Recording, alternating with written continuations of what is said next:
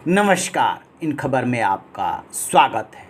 कानपुर देहात के चौबेपुर थाना क्षेत्र स्थित बिकरू गांव का विकास दुबे कौन है जिसने पुलिस से AK-47 समेत कई हथियार छीन करके एक डिप्टी SP समेत 8 पुलिसकर्मियों को मार डाला।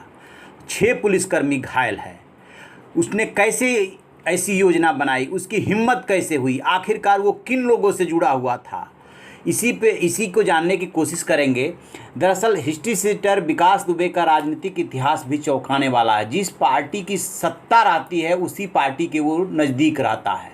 पहले उसने बसपा में अपनी नज़दीकी बनाई।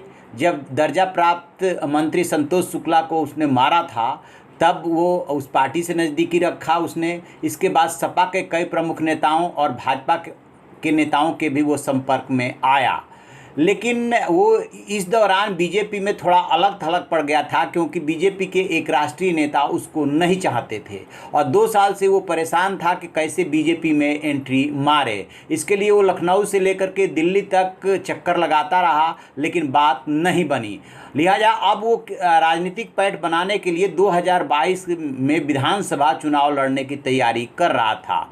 उसने भाजपा और बसपा दोनों पार्टियों पर अपनी निगाह लगा रखी थी और तैयारी कर रहा था। उसके करीबी सूत्रों के अनुसार वो रनिया से बहुजन समाज पार्टी के टिकट पर इस बार चुनाव को लेकर पूरी तैयारी में था। कुछ दिनों पहले बदमाशों के हाथों मारे गए पिंटू सेंगर और विकास दुबे दोनों अगल बगल के विधानसभा को लेकर के तैयारी में जुटे थे।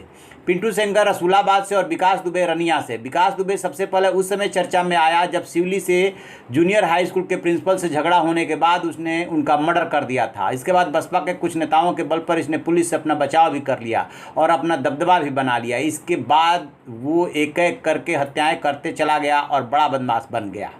मामले की तह में जाएंगे तो ऐसा माना जा रहा है कि पुलिस की मुखबिरी की गई। उसमें उसको पता था कितने पुलिसकर्मी होंगे और उनके पास क्या असलहे होंगे। बदमाशों को यह तक पता था कि पुलिस वालों के पास कौन से हथियार होंगे। यही वजह थी कि बदमाशों ने घर के सामने JCB खड़ी करके पुलिस का रास्ता रोक दिया।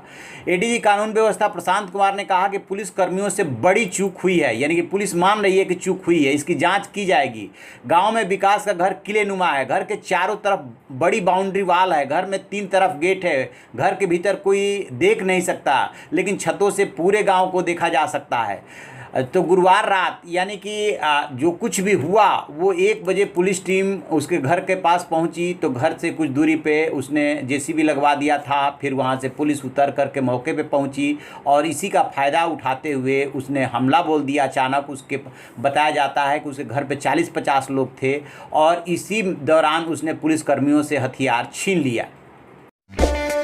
इन खबर चैनल को सब्सक्राइब करें और बेल आइकन दबाना ना भूलें।